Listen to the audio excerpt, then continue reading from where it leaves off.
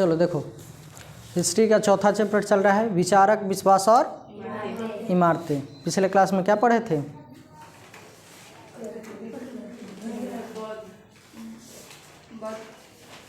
क्या पढ़े थे?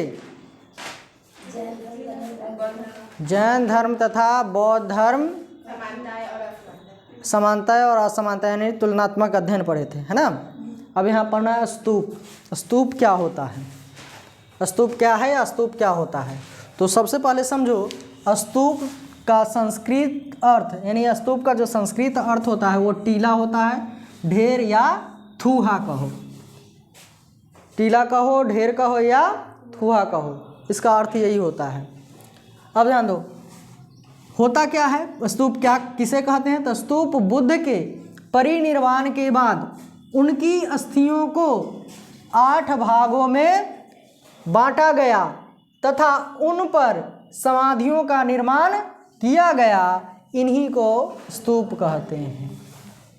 बुद्ध का परिनिर्वाण हो गया, यानी देहांत जब हो गया तो उनकी अस्थियों को 8 भागों में बांटा गया। कितने भागों में? 8 भागों में। और उसके ऊपर जो समाधि बनाया गया उसी समाधि को कहा जाता है स्तूप। उसी समाधि को क्या कहा जाता है? स्तूप कहा जाता है। या फिर अब ध्यान दो, स्तूप का सर्वप्रथम उल्लेख ऋग्वेद में मिलता है। किस मिलता है? किस वेद में? स्तूप का उल्लेख किस वेद में? ऋग्वेद में मिलता है। इसमें यानी ऋग्वेद में अग्नि की उठती हुई ज्वालाओं को स्तूप कहा गया है। ऋग्वेद में जो है अग्नि की उठती हुई आग जब जलाते हो ना तो ऊपर जो लौ उठता है उसी को जो है ऋग्वेद में क्या कहा गया है? स्तूप कहा गया है।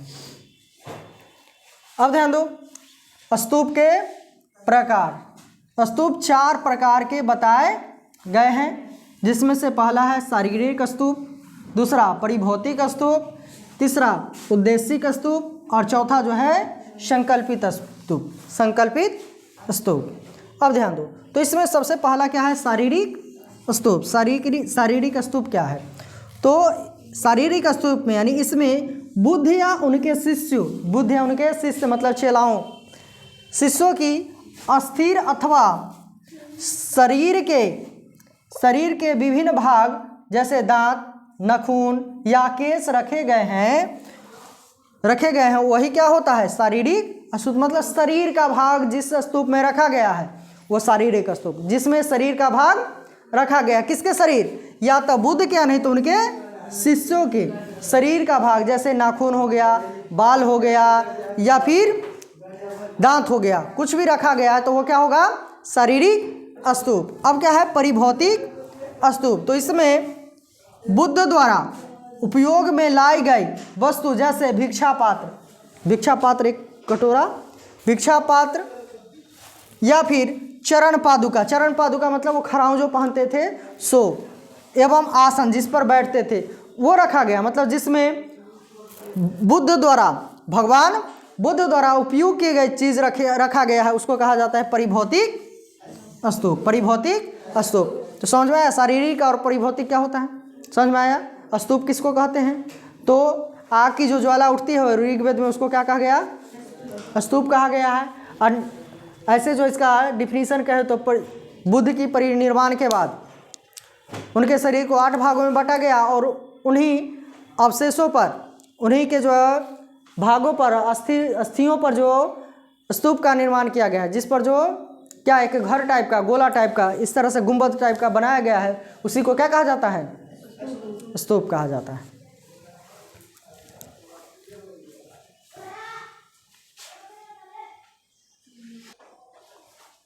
देखो, स्तूप के प्रकार कितने प्रकार होते हैं? 4। 2 बता दिए हैं, 2 में जो है क्या बता दिए थे?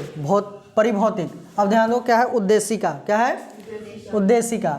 यह स्तूप भगवान बुद्ध से संबंधित स्थानों जैसे जन्म स्थान, निर्वाण स्थान या यात्रा स्थल पर उनकी स्मृति स्वरूप यानी याद में निर्माण किए गए हैं। ये जो उद्देशिका स्तूप है भगवान बुद्ध से संबंधित स्थान जैसे जन्म हुआ, मृत्यु हुआ, ज्ञान की प्राप्ति हुआ या फिर कहे कि तीर्थ स्थल मतलब जहाँ परिभ्रमण किए, यात्रा किए, उन स्थानों पर याद के रूप में जो स्तूप बनाया गया है वह स्तूप कहलाता है उद्देशिका। क्या कहलाता है?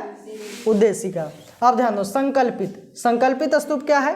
तो ये बौद्ध तीर्थ स्थलों पर, बौद्ध तीर्थ स्थलों पर श्रद्धालुओं के द्वारा निर्मित किए गए हैं। किसके द्वारा? श्रद्धालुओं के द्वारा, भक्तों के द्वारा कह सकते हैं, निर्मित किए गए हैं। इनका आकार सबसे छोटा होता है। तो पूछ दे कि सबसे छोटा किस स्तूप का आकार होता है? तो संकल्पित स्तूप का। किस स्तूप का? संकल्पित स्तूप का आकार सबसे छोटा होता है, सबसे छोटा। उसके बाद आएगा टॉपिक जो है स्तूपों की संरचना। स्तूपों की संरचना या बनावट कहो, संरचना कहो या बनावट कहो। तो ध्यान दो, स्तूप का आकार अर्ध गोलाकार मिलता है। जैसे ये है ना, ये देखो, जैसे ये गोला हुआ, ये गोला हुआ, इसका आधा, ये आधे ना है, ये देखो आधा है ना, तो अर्ध गोलाकार मिलता है। इसमें मेधी यानी चबूतरा, ये जो बना हुआ है, ये जो है ना, ये चबूतरा है। क्या है? चबूतरा। इसको मेधी कहा जाता है। क्या कहा जाता है? मेधी। इसके ऊपर उल्टे कटोरे की आकृति का थूहा बनाया जाता है, जिसे अंड कहते हैं। अब ध्यान दो, ये जो यहाँ से लेकर यहाँ तक ही बनाया गया है, इसको क्या कहा जाता है? मेधी। मेधी मतलब क्या? चबूतरा। क्या? चबूतरा। अब इसके देखो, ये उल्टा कटोरा के आकार का है, अब सीधा कर दो तो कटोरा के आकार का हो जाएगा ये। तो उल्टे कटोरे के आकार का एक थूहा बनाया जाता है, थूहा बनाया जाता है, और इसी को क्या कहा जाता है? अंड कहा जाता है। क्या कहा जाता है? अंड। ये जो है इसको क्या कहा जाता है? अंड कहा जाता है। इतना समझ में आया? अब ध्यान दो, अंड के ऊपर छज्जा जैसा बनावट होता है। छज्जा जैसा, ये छज्जा जैसा बनावट होता है, जिसे हर्मिका कहा जाता है। ये जो है ना, ये जो क्षेत्र है, ये देखो अंड है, ये इसके ऊपर देखो ये छज्जा जैसा है, इसको कहा जाता है हर्मिका। क्या कहा जाता है? हर्मिका कहा जाता है। इस क्षेत्र को क्या कहा जाता है? हर्मिका कहा जाता है। अब ध्यान दो, हर्मिका का अर्थ देवताओं का निवास स्थान होता है। हर्मिका का अर्थ क्या है? ये जो क्षेत्र है, कहा जाता है कि इसी में जो है देवता वास करते थे, इसी हर्मिका में देवताओं का वास था। अब ध्यान दो, स्तूप के चारों ओर एक दीवार द्वारा घेर दिया जाता है। ये जो है स्तूप, इसके चारों ओर से दीवार से घेर दिया जाता है, जिसे वेदिका कहा जाता है। क्या कहा जाता है? वेदिका। जैसे यहाँ देखो, ये एक दीवार है, यहाँ इसको चारों ओर से क्या किया जाता है? घेर दिया जाता है। इसी को क्या कहा जाता है? वेदिका। ये जो है ये वेदिका, ये भी क्या है? वेदिका ही है। क्या कहलाएगा? वेदिका कहा जाता है। इसे वेदिका कहते हैं। हर्मिका से एक स्तंभ निकला रहता है। हर्मिका, ये हर्मिका हुआ, ये क्या हो गया? हर्मिका। इससे ये जो छड़ टाइप का निकला हुआ है, इसको यष्टि कहा जाता है। क्या कहा जाता है? यष्टि। देखो, इसके ऊपर से एक छड़ निकला हुआ है, ऊपर तक है ना निकला हुआ, इसको क्या कहा जाता है? यष्टि कहा जाता है। अब ध्यान दो, यष्टि निकला रहता है, जिसे यष्टि कहा जाता है। अब ध्यान दो, स्तंभ पर एक छतरी लगी होती है, छत्ता के समान। ये इस प्रकार से रहता है, इस प्रकार से जो है ना, इस प्रकार से लगा रहता है, इस प्रकार से। इसको क्या कहा जाता है? छत्र कहा जाता है। इसको क्या कहा जाता है? छत्र कहा जाता है। अब ध्यान दो, स्तूप तथा वेदिका, ये हो गया वेदिका, ये हो गया क्या? स्तूप, है ना। वेदिका और स्तूप के बीच ये परिक्रमा, घूमने के लिए पूजा करता है तो घूमते रहता है। ये जो है इसको कहा जाता है प्रदर्शिका पथ। इसको क्या कहा जाता है? प्रदर्शिका पथ, है ना। स्तंभ, ये तो छतरी हो गया।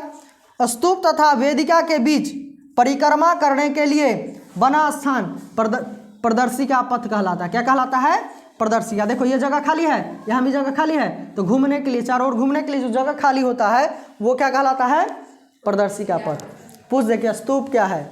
स्तूप की संरचना का वर्णन करें। पिक्चर बना दोगे तो बहुत ही ज़्यादा अच्छा, यानी मार्क्स अच्छे से मिलेगा।